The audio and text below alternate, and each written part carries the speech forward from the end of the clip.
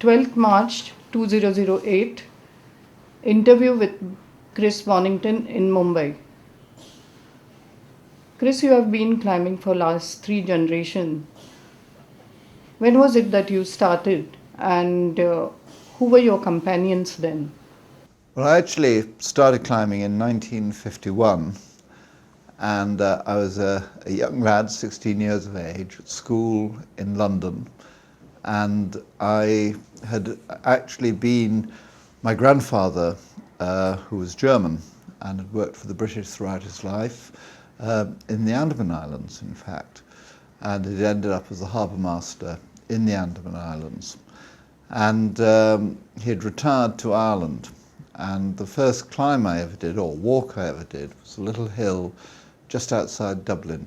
And then I saw on the way back home to London, and you got the ferry across to from Dunleary to Holyhead, and then a train to London. And you went around Snowdonia, and I saw these big hills to the south, and I thought it'd be wonderful to go and climb on them. And I persuaded a young friend of mine, Anton Felton, to hitchhike with me up to Snowdonia in the winter of 1951 to try to climb Snowdon.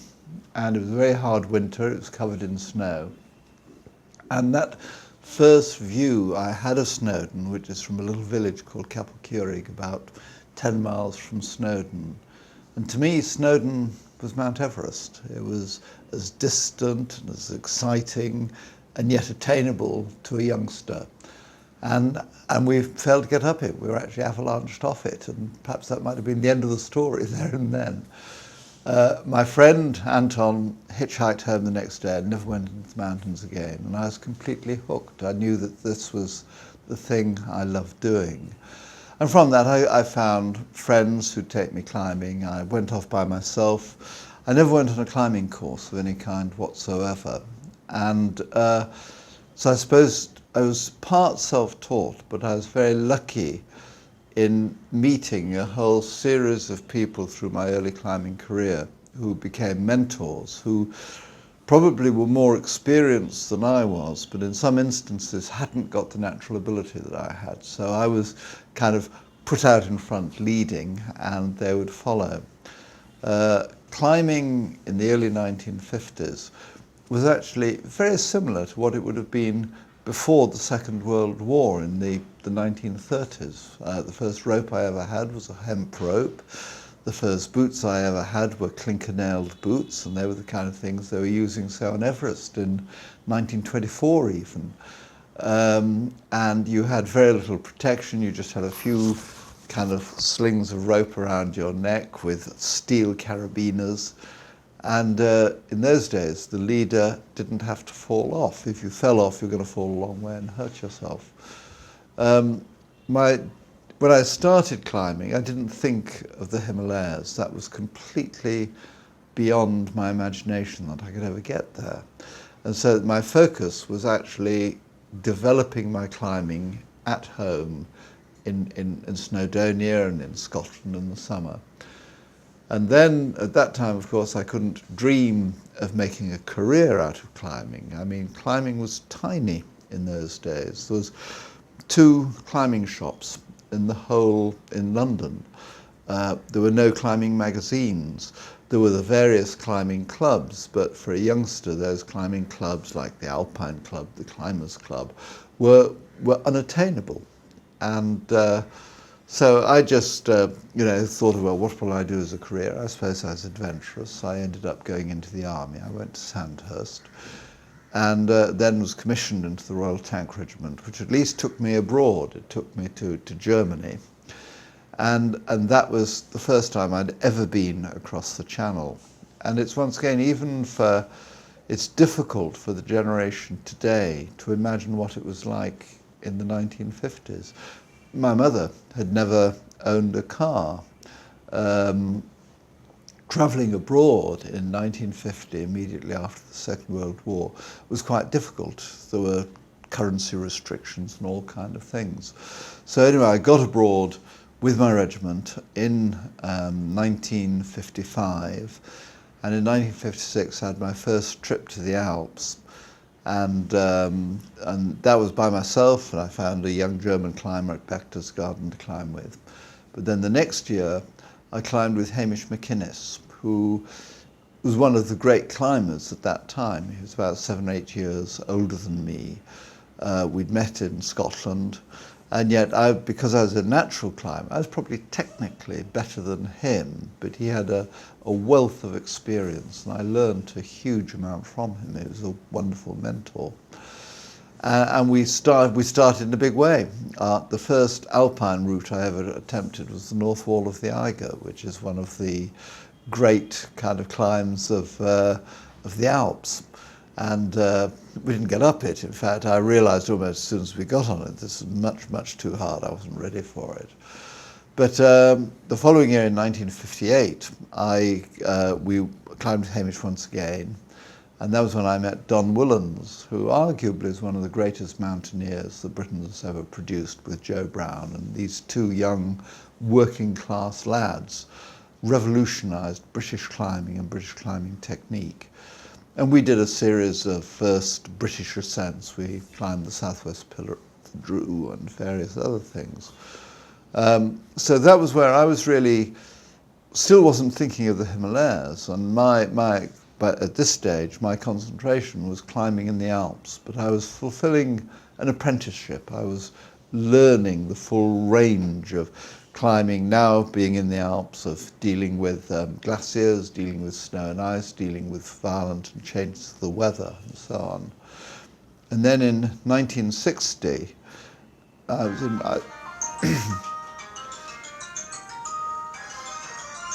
The request is, please turn off your mobile phones. Great, we'll go back. It's all right, no problem. Okay, if you switch it off, great. And it was in 1960 I had my first opportunity of going to the Himalayas. At that time, I'd come back to Britain. I was an instructor at the Army Outward Bound School. And I was invited to join an expedition that was a combined service. In fact, it was an Indian, British, Nepalese combined services expedition to a mountain called Annapurna 2. And I actually was put in charge of the equipment, and also I travelled out with the equipment. And in those days, the cheapest way of getting all your gear out to India or anywhere over the oceans was actually by sea. And so we travelled by sea from Liverpool to Bombay. And so my first experience of Bombay was in 1960, which is 50 years ago just about. And of course the changes are absolutely immense. And then I accompanied all that equipment by train across to the Nepalese frontier. Kathmandu in 1960. Nepal had just one road from Raxaul to Kathmandu itself. If you were going on an expedition, you actually started your approach march out of Kathmandu. There were no tourists at all. There was only one hotel in the whole of Kathmandu. And the mountain we were attempting, Annapurna 2, is just below that magic height of 8,000 meters. It's 26,041 feet. And it was the kind of mountain that was being climbed in those days, not technically particularly difficult, but it was a long, complicated approach to the summit with a sting in the tail at the top. And we were climbing it very much in the way that the pre-war expeditions had attempted climbing mountains in the Himalayas. Our gear wasn't dissimilar. We were using Whymper and Mead tents, which had been developed in the 1930s, canvas material. We'd moved on from bamboo to alloy poles, but they were the same design. And that was, of course, we had a Sherpa team to help us, many of whom had been Sherpas on the 1953 Everest expedition. And I was lucky. I actually, I suppose once again, there's a lot of drive and ambition, I got to the top of the mountain with a captain in the Royal Marines and a Sherpa called Angnima. And so that was my first expedition to the Himalayas. And then the following year I was invited to join a civilian expedition from Manchester, and the army wouldn't let me go. And so I decided I'd leave the army. I'd done my 5 years. I was allowed to leave then and resign my commission.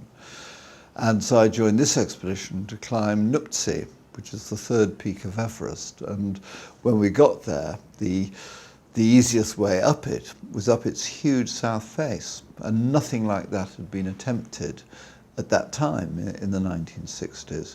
And so we were a very small expedition. We only had 6 high altitude porters. There were 8 of us. And we managed to climb it, once again, using this fairly basic kind of equipment. We ran out of rope and we were buying bits of rope from the Sherpas in Kumjung and so on. And once again, I was fortunate I got to the top. So that was really the serious start of my Himalayan career, and that's when I fell in love with the Himalayas. Then you started leading your own expeditions. Uh, what was the change then in the climbing after these 2 expeditions to Himalaya? Well, When you started the leadership, expeditions under your leadership. Well, I still, even when I got back, when I left the army in 1961, I couldn't imagine making a living as a climber. And I'd actually got a job as a management trainee with Unilever, who of course are a big kind of food and consumer goods company. And that only lasted 9 months. And I was invited to go on another expedition by Don Willans. And we went to Patagonia, and we climbed the Central Tower of Piney. And it was really after that I then had the challenge of, well, how do you make a living as a mountaineer?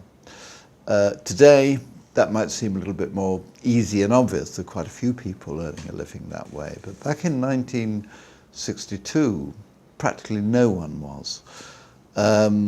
I just made the first British ascent to the North Wall of the Eiger, which is a mountain with a huge reputation, particularly back in the early 1960s, when it only had 16, 17 ascents.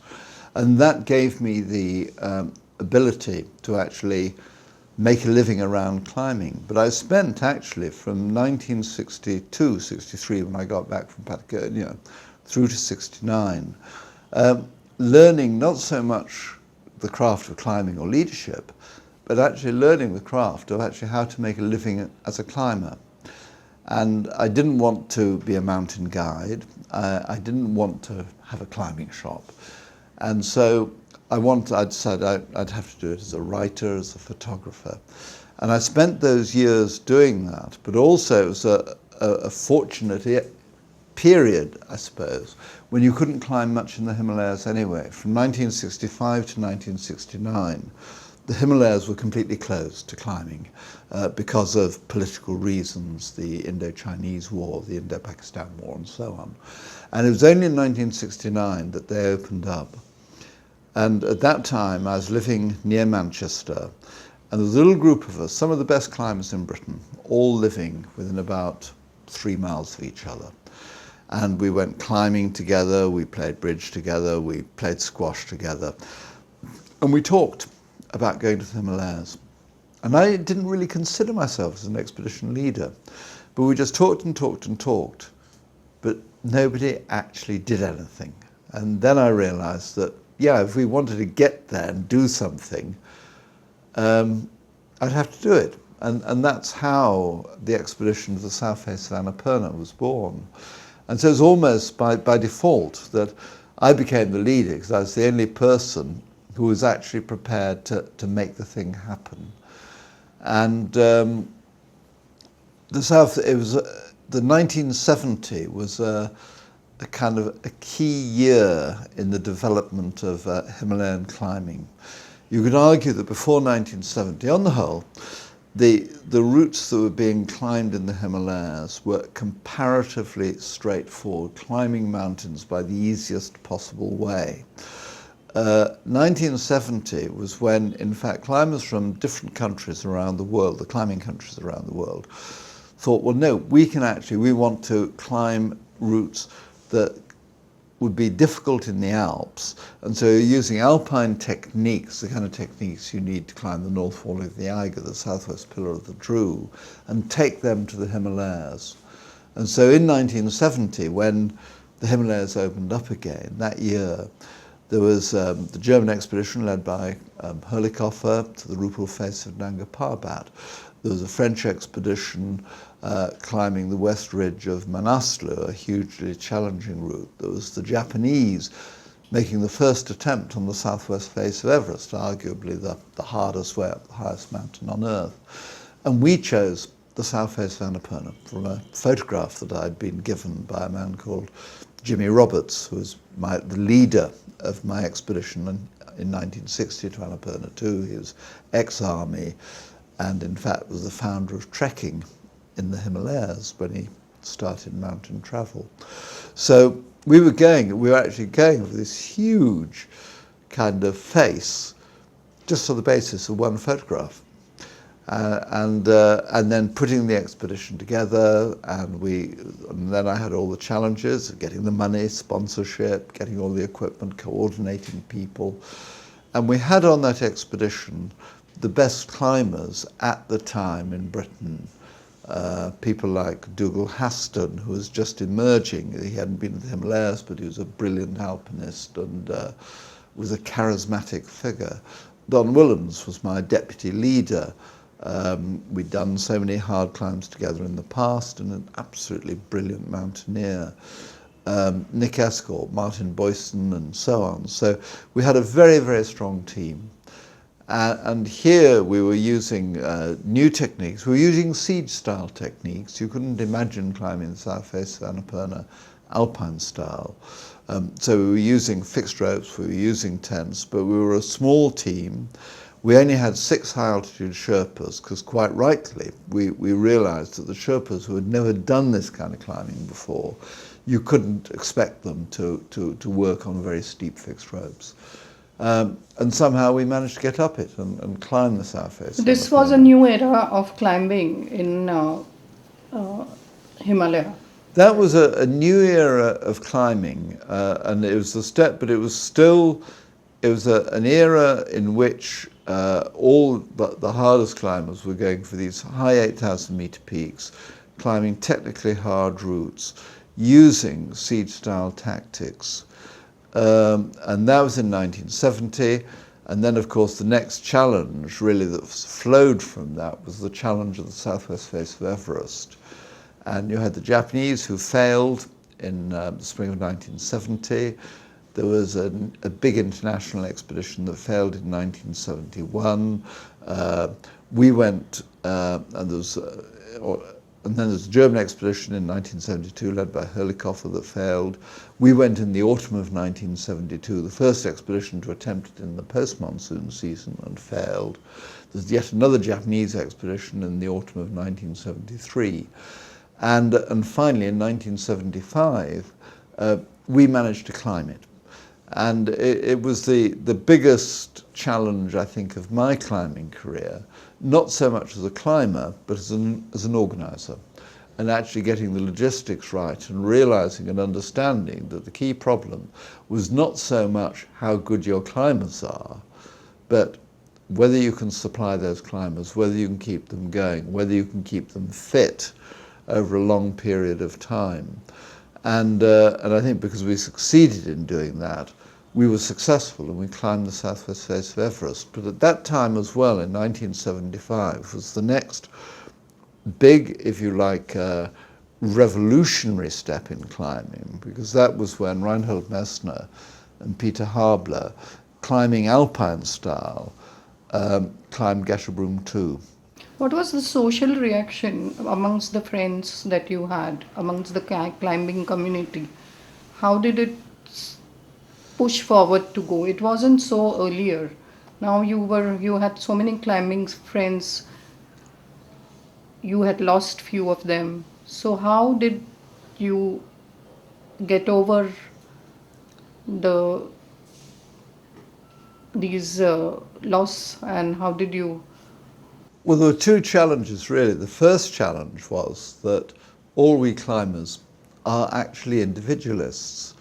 And we don't easily settle, certainly British climbers didn't easily settle into a large team working as a siege-style expedition, where, if you like, only two people, in this case on the southwest face of Everest, was Dougal Haston and Doug Scott, could actually make that summit bid and become famous. But you were having to ask all the other very good climbers to actually make that possible for them. And so that was the first challenge. The second challenge, so you had to actually get these individuals to work together effectively as a team. The second point, yes, of the fact that when you're climbing at altitude, it is, there's no doubt about it, ferociously dangerous. And all you've got to do is look at the history of climbing in the last 30, 40 years. The death rate is very, very high amongst the top climbers of the world. How do you come to terms with that? I think you realise climbing is dangerous, and you accept that fact. And however saddened you are by the loss of friends, and I'm always saddened by the loss of friends, you accept the fact that you love climbing, you love the thrill of climbing. Climbing is a danger game. You're playing with risk, and you're prepared to take those risks. And you've actually got to accept the fact that, yes, you could be killed, and also your friends can be killed.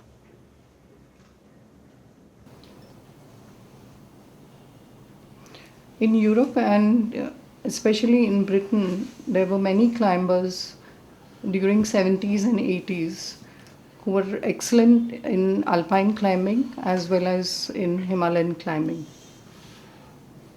But what was the change that followed after the big wall climbing? Well, after, if you like, the development that Reinhold Messner and Peter Habler really started with their ascent to Gasherbrum too, was that the younger climbers, the younger generation of climbers, and to a degree myself as well, saw, well, yes, if you have a large enough expedition with enough resources, using fixed ropes, using fixed camps, you can climb almost anything. And the challenge of climbing is actually to, I think, climb it in the most economic way as possible with the smallest possible team. And the appealing thing of alpine-style climbing is that you pack a rucksack at the bottom of the climb and you keep going till you get to the top. It's total commitment. But it's also very fresh, because rather than going up and down and yo-yoing your way up a mountain, you're going in a single push. And this is what you saw happening more and more. So going through from 1975 onto the present day, you saw more and more of the best climbers actually using this kind of technique, while at the same time, I mean, siege tactics were used as well. And there's no doubt about it, there are some mountain problems where siege tactics are almost inevitable. I mean, for instance, on the southwest face of Everest, it's only had, I think it's 4 repeat ascents, one of which was an alpine-style ascent by a Czechoslovakian expedition in it was in the 1980s, 1987 or 88. And yes, they did manage to get to the top of the mountain, but they all perished on the way down. In other words, they'd pushed themselves so hard that they weren't able to get back down again. And the problem is, with alpine-style ascents on very, very high mountains, if you spend too much time above 8,000 meters, you become so weak that you can die. And the same, probably, you could say with the northeast ridge of Everest, which we attempted in 1982, just as 4 of us, Peter Boardman, Joe Tasker, Dick Renshaw and myself, using semi-siege tactics. But we were just too small a team, and finally it did succumb to a large Japanese expedition, once again using fixed ropes. And probably, maybe someone will climb it alpine style, who can tell. So you've got 2 types of expedition going on at the same time, the siege style and the alpine style. But I think there's no doubt about it that the alpine style expedition, the small group of, say, 4 or 2 people going for it on a mountain, is actually both ethically a better way of climbing and certainly environmentally more friendly. And it is a great challenge. That's what climbing's all about. So you find that each generation is refining the rules, if you like, by which they go climbing. So you have changed your partner now. You had come into a group of climbers who are much younger than you now. In Well, no, I found myself in the 1980s and definitely climbing with people who are usually kind of 10, 12, 15 years younger than myself. And that was great. And we tackled some wonderful and exciting climbs, sometimes with sad endings, like on the northeast ridge of Everest. And then, of course, with joint expeditions with Harish Kapadia, where there'd be 4 or 5, 6 very talented British climbers, usually younger than me, and 4 or 5 Indian climbers, and we'd go off and we'd do all kinds of climbs. But I must say, going into the present, I'm actually sliding back into climbing with people more of my own age, because I find what happens is that some of my great climbing partners, like say Jim Fotheringham, with whom I did the first ascent of the West Summit of Shivling, which is a wonderful, exciting, bold alpine-style ascent we did. But I did it in 1983, and there's a 17-year age difference. But when I was in 83, I was 48. I was climbing very much the same level that Jim climbs. We're still really good friends. But take us now to the year 2008. And then the difference, he is now in his 50s, and you're climbing very strongly in your 50s. But when you're hitting into your 70s, you've lost a lot of strength, and you just cannot climb with people who are very much younger than you are, because you're slowing them down and you just can't do it. So I'm now coming back round to climbing with people who are much closer to me in age, and we're being modest in what we do. We go for, I like going for kind of peaks of about 5,000 metres, 5,500 metres that are not technically too difficult, but are still unclimbed. You have all the joy of exploration, and so one drops, if you like, one's ambition, but the joy and the magic of climbing is just as strong.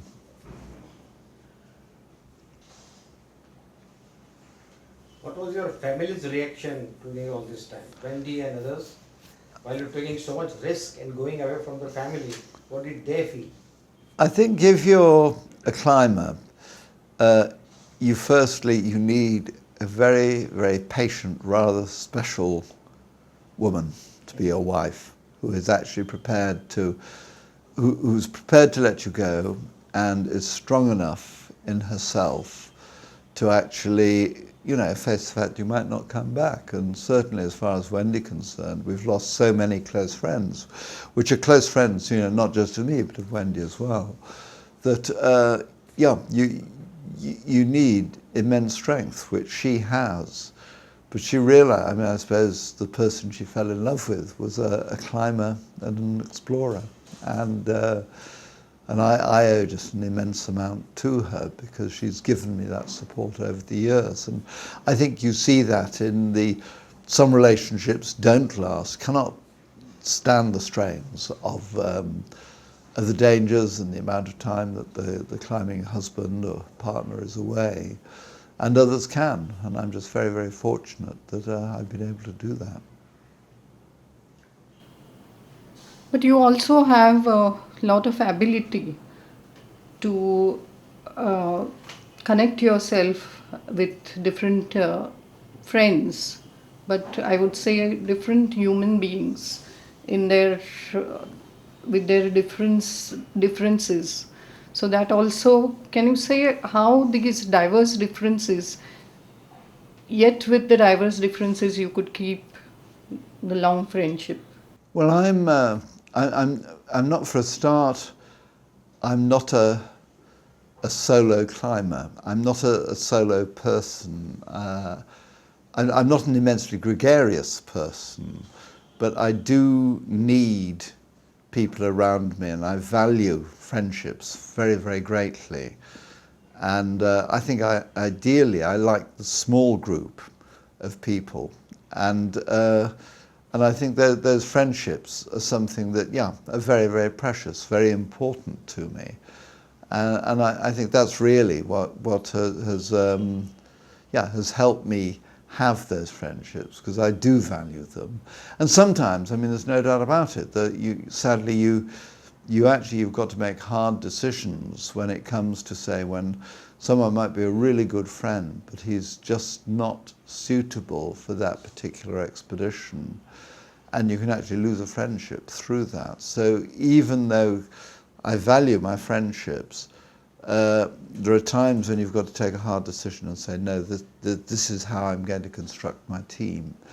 But I never do that lightly. And where I have lost a friendship, that is something that hurts. So how about the British climbing community? How much you are involved with them? The presidency of the Alpine Club and other things? Well, I suppose, as someone who has been immensely fortunate in having a fantastic life and having achieved a lot of their ambitions, which I have, I feel you've got to put something back.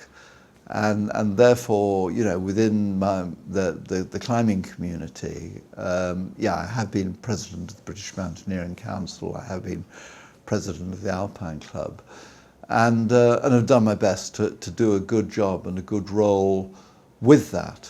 And I think also one has got to try to put things back in a wider frame, because if you like, climbing is quite a selfish activity in actual fact. And there I have become involved in charities like Lepra, which is a leprosy charity. I was president of the Council for National Parks, and so on. So that I have, I felt that it's an obligation to actually put something into the community from which you've actually gained so much.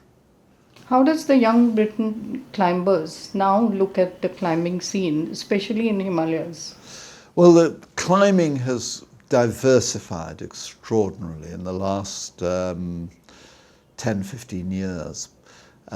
You've got, I suppose, at one extreme, you've got the development of commercial climbing, where on Everest particularly, but on Choyu as well, you have commercial expeditions who will actually take people who are comparatively inexperienced and take them up the mountain, so that they can actually get up the mountain, and without having done that long kind of apprenticeship, say, that I have done and climbers in my generation have done. And it's probably an instant fix. They get up Everest and they might complete the 7 summits, and then they go off and do something else. So that is one part of climbing. But there's another part, and you just never ever hear about this in the media. Some of our very talented young climbers in the Himalayas, they're going off, climbing alpine style, doing incredibly difficult climbs, spending 9, 10, 12, 15 days on a face, climbing alpine style, usually running out of food on the 8th day and still keeping going. And that is true climbing adventure, and they're doing new routes. Getting back, I suppose, the basis, the foundation, though, of climbing is not so much for us from Europe in the Himalayas. That's an extension. It's actually back at home. And back at home, say in Britain, here the sport's diversified to an extraordinary degree. Because of the development of indoor climbing walls, you get a certain number of people who never actually get outside, and they just climb on the climbing walls on plastic hulls, and it's a very, very safe environment. The ones who do get out tend to go for sport climbing, so they go for bolt protected climbing, and in the European countries, Germany, France, Italy, practically all climbing now is bolt protected. And once again, this is actually, I personally think, emasculating the sport of climbing, because you're removing that element of risk. Because if you have a bolt every 6 feet, or you have a bolt wherever it gets at all difficult, you're removing the risk. You're removing the challenge of actually saying, well, can I do this? And if I can't do this and I fall off, I'm going to fall a hell of a long way and maybe kill myself. If you've got a bolt, you just climb. So it becomes an athletic discipline rather than an adventure, in my mind. And then you have so you've got sport climbing here. You've got trad climbing, which I love doing, which is where you have your little metal wedges and your cams and everything else. So you're, in essence, accepting the shape of the rock and on what the rock will allow you to make that climb a little bit safer for you. And then you have yet another group who are boulderers. And this is probably the most popular bit of climbing, certainly in Britain today. And most of your young climbers will just have a bouldering mat, but it's kind of a bit like a kind of mattress, which they carry around with them, a chalk bag, and a pair of climbing shoes. And they climb boulders, and they climb to an incredibly high standard. And then you get yet another kind of aspect of an area of the sport, which is deep water soloing. And this is where they climb on sea cliffs, which are very, very steep, with going into deep water. And they'll climb up to about 20-25 meters, because you daren't drop off higher than that. You're going to do yourself a very serious injury. And they solo, and up to 25 meters, and then they just drop off. And if they fall off, they fall off. But in fact, if you fall off 25 meters above the water and you don't make a clean entry into the water, you can really injure yourself. So that's yet another way that people are adventuring. So the climbing game today has become much more diversified, from your guided climbing, your commercial climbing on high mountains, extreme climbing with small parties, alpine style, sport climbing, trad climbing, deep water climbing, soloing, and everything else. But it's still essentially the same sport. And the role of a national climbing body like the British Mountaineering Council is to actually allow all these different ways of doing things to go on under the same umbrella. Many of the young climbers who are doing fantastic climbing are media shy.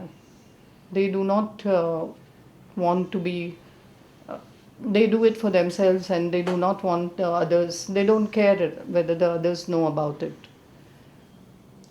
In that case, what happens to the general people? I mean, we had,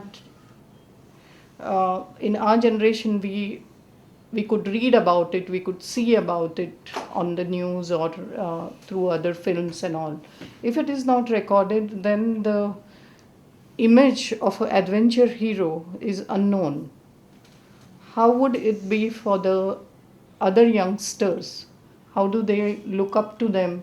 This generation looking up towards these climbers is not possible. What do you think? I think, no, it's not so much that the young climbers don't want to talk about it.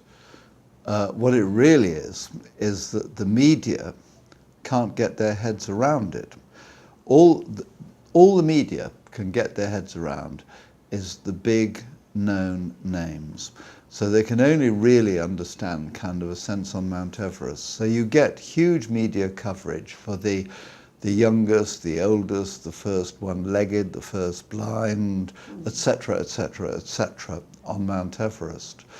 But what has happened is that within the climbing sport itself, there's a very active and very, very good literature and stories and everything else in the specialist climbing magazines. So climbing, in fact, whereas, and I suppose I was lucky, in the period of when we were climbing the southwest face of Everest, south face of Annapurna and so on, the media could get their heads around that. So we were covered by the media doing, in fact, what was worthwhile, groundbreaking adventures. Today, the media have just, gone on covering the endless Everest climbs, and so that these young climbers they're telling their story in the climbing magazines, and so that the climbing has actually stopped being a public sport, but has become actually an in-sport of its own, which is covered, it has its own literature. There's some very, very good young climbing writers coming out, superb photographers. But it's within the proper sport of climbing. And in some ways, I don't think that's a bad thing, because it means actually that these people, they're not commercial. They can't be commercial, because nobody's going to pay them anything. And their expeditions are smaller, they don't cost as much, so that it's easier to actually raise the funding to go and do the things they're doing. Now, little serious stuff. I mean, say you have now done a lot of physical work in climbing. You have done a lot of intellectual work by writing. What about spiritually? Has it sort of make your spirit grow? Does it make you more religious, more human, let's say, which you are? But then, how did mountain affect you in this way? To me, I am a humanist. I'm an agnostic, and I'm not very spiritual. But I have a deep love for the mountains, a respect for the mountains, a feeling of I have a feeling, if you like, of social responsibility, and the mountains move me profoundly. They move my emotions profoundly. And that, to me, is quite enough. Some people get, if you like, a spiritual kind of discovery or in the mountains. I don't think I do.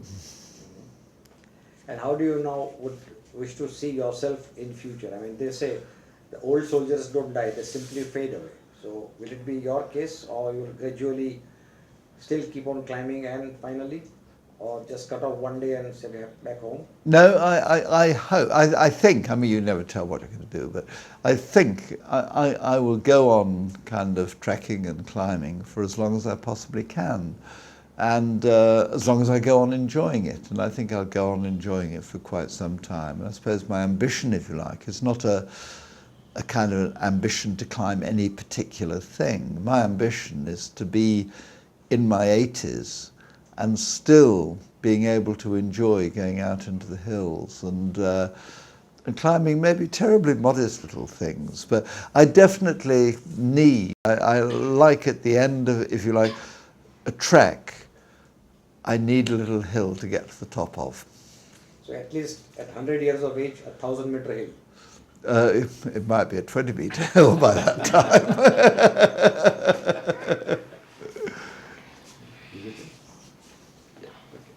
Thank you, Chris, very much. Great. Happy notes. We can now concentrate on PRN.